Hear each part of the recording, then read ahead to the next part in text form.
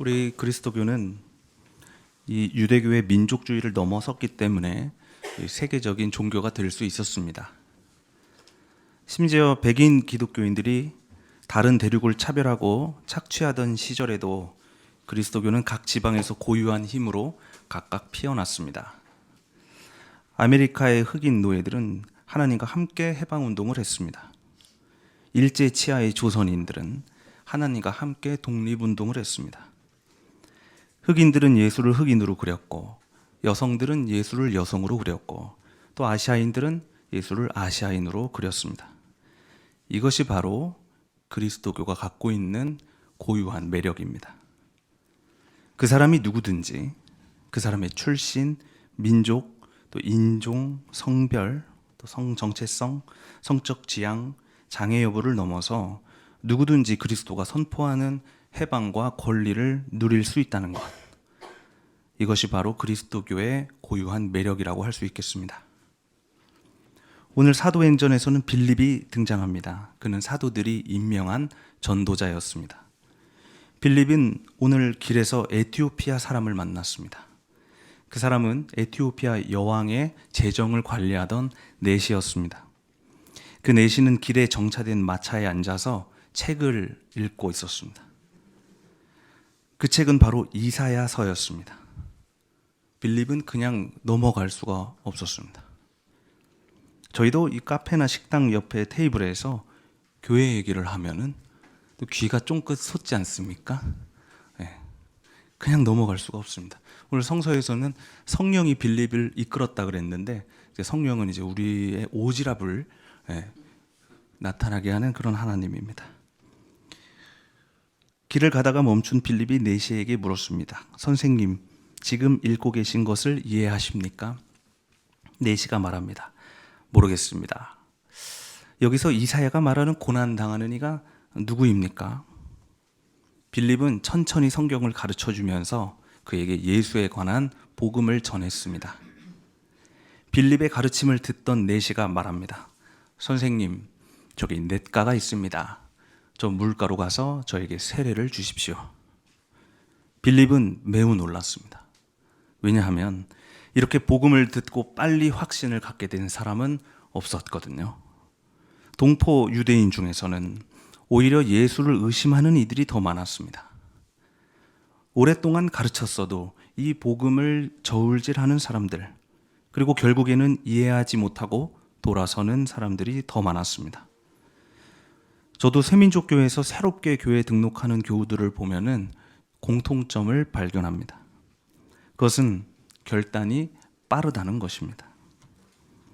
분명 여기서 진보적이고 새로운 신앙을 처음 접했을 텐데, 처음에는 내가 알던 것과 달라서 혼란스럽기도 하지만 그래도 한번 믿고 걸어보자는 결단이 선 사람들이 등록을 합니다.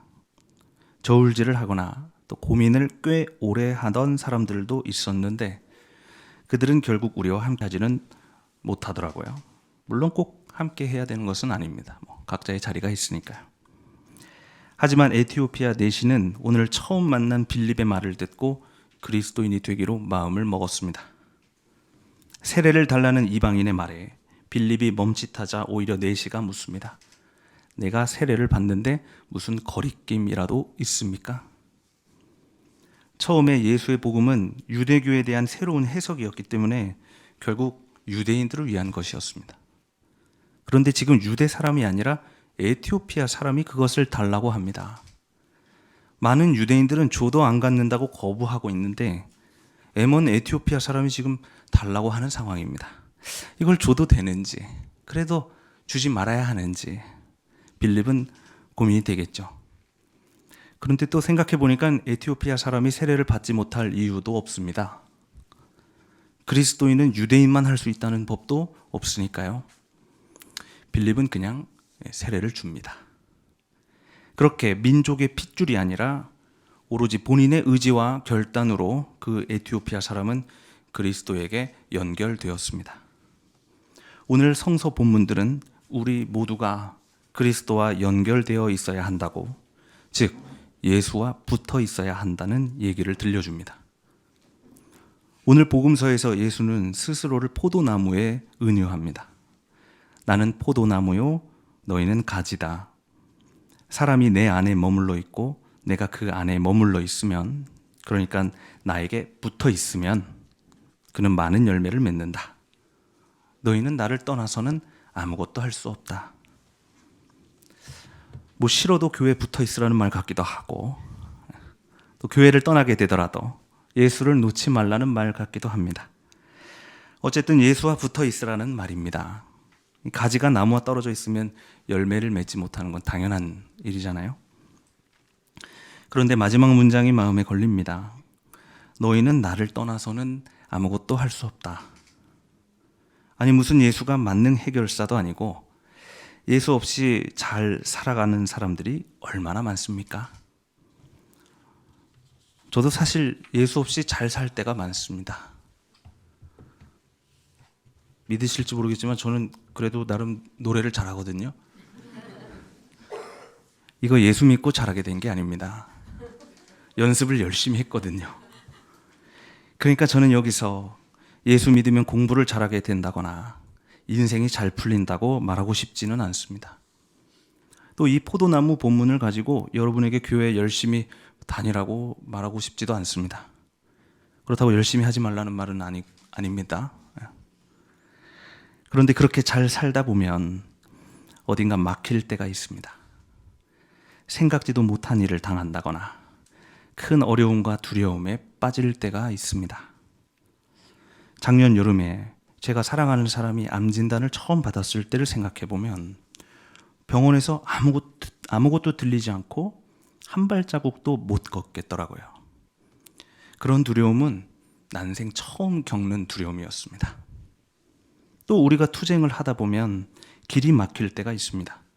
많은 사람들을 모으고 힘차게 데모했는데 사측의 움직임이 전혀 없을 때, 생각지도 못했던 재판이 걸리고 투쟁이 길어질 때, 생각보다 공권력이 잔인하고 강하게 나올 때, 시간이 흐를수록 연대는 줄어들고 우리가 내세웠던 구호가 흐지부지 되고 있을 때 우리는 길을 잃기도 합니다. 그때 저는 조용히 혼자 복기를 해봅니다. 어디서부터 잘못되었는지 한번 뒤를 돌아보는 것이죠. 내가 놓친 것은 무엇인가? 내가 잃어버린 것은 무엇인가? 그때 생각나는 것들은 바로 믿음과 소망과 사랑입니다. 아, 내가 이 투쟁에 함께 하시는 하나님을 믿지 못했구나. 그래서 내가 동지들과 함께 외치는 이 구호를 믿지 못했구나. 아, 내가 하나님께서 보여주신 소망을 잃어버렸구나. 누구든지 해고당하지 않고 노동할 수 있는 세상을 소망했는데 내가 그 소망을 이 현실의 절망 때문에 잃어버렸구나. 아, 내가 사랑을 잃어버렸구나. 그래서 내가 동지를 사랑하지 못했고 이 거리의 투쟁을 사랑하지 못했고 또 연대하러 오는 이들을 진심으로 사랑하지 못했고 결국 이 세상 또한, 우리가 건설하고 있는 이 세상 또한 내가 사랑하지 못했구나.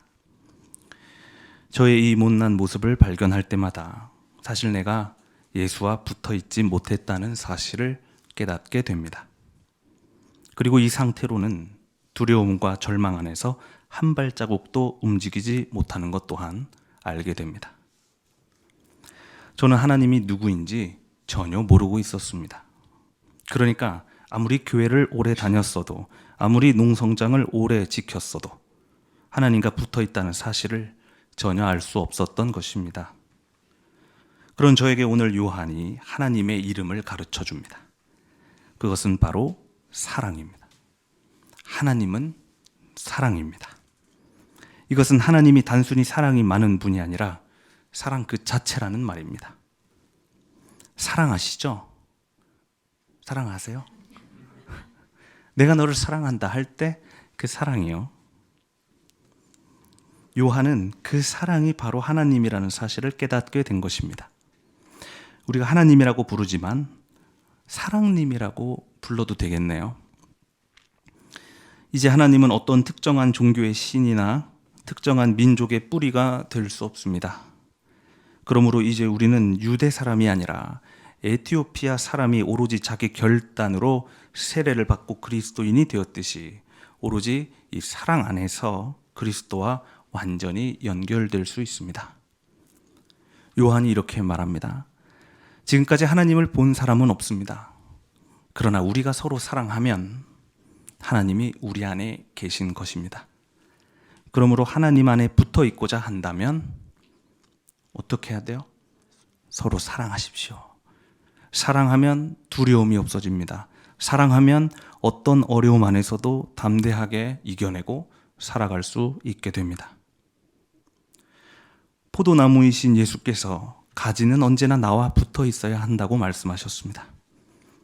서로 사랑해야 한다는 말입니다. 작년 여름 병원에서 그 엄청난 두려움 속에서 갇힌 제가 한 발자국도 움직이지 못했을 때, 하염없이 울고만 있을 때 저를 조금씩 움직였던 것은 바로 여러분의 사랑이었습니다. 저를 붙들고 기도하는 여러분의 눈물 안에서 저는 하나님을 보게 되었다고 확실히 말할 수 있습니다. 그제야 저를 붙들고 노동하시는 하나님이 보이기 시작했고, 저는 그 믿음과 소망을 품고 다시 한 걸음씩 걸을 수 있었던 것입니다. 그래서 우리는 더욱 붙어 있어야 합니다. 혼자 잘 살아가고 있는 것 같지만, 누군가의 해고가 나의 일이 아닌 것 같지만, 누군가의 아픔이 나의 아픔이 아닌 것 같지만, 우리가 그것을 나의 것으로 끌어안고 그 아픔에 붙어 있을 때 우리는 비로소 그제야 많은 열매를 맺을 수 있다는 것입니다. 물론 의심이 들 때도 있습니다. 지칠 때도 있고 피곤할 때도 있고 그만두고 싶을 때도 있습니다. 조금 있으면 더 더워지는데요. 너무 더우면 붙어 있으면 짜증나잖아요. 너무 자주 봐서 지겹기도 합니다. 그래도 우리는 붙어 있어야 합니다. 더워도 에어컨이 있으니까 걱정하지 마시고 붙어 있어야 합니다. 세민족에는 사랑이 없다고 결론 짓는 사람들도 많았습니다. 그러나 저는 여기 우리 세민족교회 안에 사랑이 어디보다 충만하다고 확실히 말할 수 있습니다. 왜냐하면 우리가 사랑을 잘해서가 아니라 이스라엘에도 계시고 에티오피아에도 계신 그 사랑님께서 이곳에도 충만하시기 때문입니다. 저는 이 연대와 사랑의 하나님께서 힘들고 외롭지만 웃음을 잃지 않고 떳떳하게 투쟁하는 세종호텔 해고 노동자들 곁에도 역시 충만하다고 믿습니다. 지난 3월 세종호텔 노동자들의 후원 주점에 갔을 때 저는 깜짝 놀랐습니다. 유자청이 뿌려진 문어 샐러드, 토종 청란 계란말이, 궁중 떡볶이와 김치전, 갈릭 스테이크와 모듬 생선회, 쉬림프 콜드 파스타. 믿기 어려우셨겠지만 모두 후원 주점의 메뉴들입니다. 너무 맛있는 거예요. 아, 이 사람들 원래 데모하는 사람들이 아니라 호텔 노동자들이었지. 새삼스럽지만 이 사실을 다시 알게 되었을 때 저는 이들이 진정 있어야 할 자리가 어디인지를 다시 한번 알게 됩니다. 콜드콜텍 해고 노동자들이 공연하러 간 저의 기타를 고쳐주었을 때, 쫓겨난 곱창집 오장창창 사장님이 건물주의 집 앞에서 우리에게 곱창을 구워주었을 때, 저는 쫓겨난 노동자들이 있어야 할 자리가 어디인지를 진정 알게 됩니다. 사랑하는 여러분, 저는 우리 세민족교회가 세종호텔 농성장에 더욱 붙어 있으면 좋겠습니다. 그래서 승리하는 그날 우리가 세종호텔 안에서 호텔 요리를 맛보게 되기를 바랍니다. 네, 정말 맛있어요. 세종호텔 앞에서 투쟁하시는 우리 노동자 여러분도 더욱 하나님과 떨어지지 않고 함께 투쟁해 나가시기를 바랍니다. 사랑을 잃지 말라는 말입니다. 주명건의 하나님이 아무리 자본의 승리를 외치더라도 우리는 사랑의 승리를 더욱 노래하면 좋겠습니다. 서로를 믿고 더욱 사랑하십시오. 그러면 반드시 승리하게 됩니다. 모든 두려움과 의심을 불태우는 하나님의 사랑이 이 세종호텔 해고 노동자들의 투쟁 가운데, 그리고 그곳의 사랑으로 연대하는 우리 세민족교회 모든 교우 여러분의 삶과 신앙 가운데 영원토록 충만하기를 빕니다. 오늘 주신 말씀을 다 함께 묵상합시다.